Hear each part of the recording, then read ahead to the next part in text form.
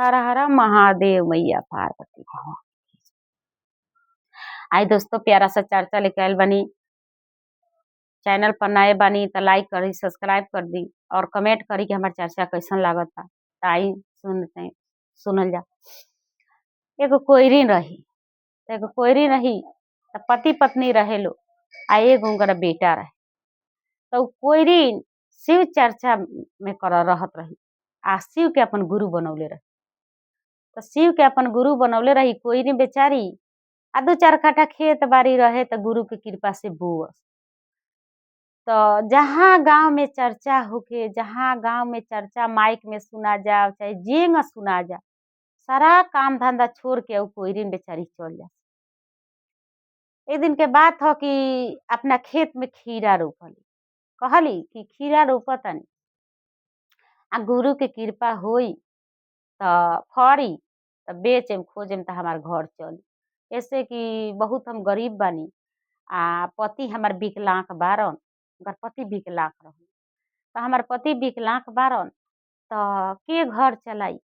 गुरु जी के ऐसन कृपा होई कि एक ना एक दिन तो गुरु जी कृपा करबे करम, दया करबे करम। इहे मन में सोचली आ सोच के आ खीरा बोली अपना खेत में।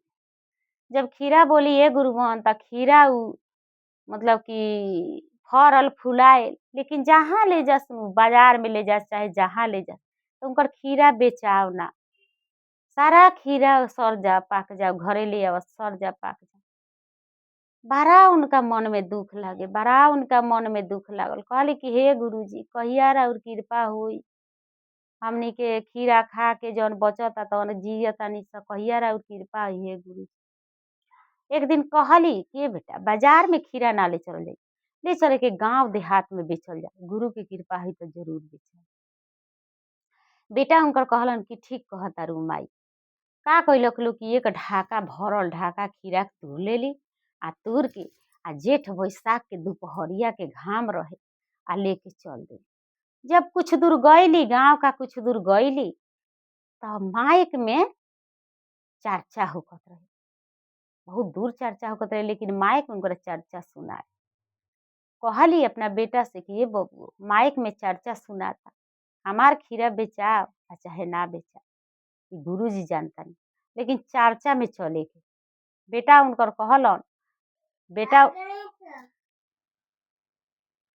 उनकर कहलन कि अथी तई खीरा का कइल आ ते काम कर, खीरा के का कर कि है मचान एगो रहे, कोनो गुरु बहन के मचान रहे, है मचान रहे, यही पर का कर कि खीरा के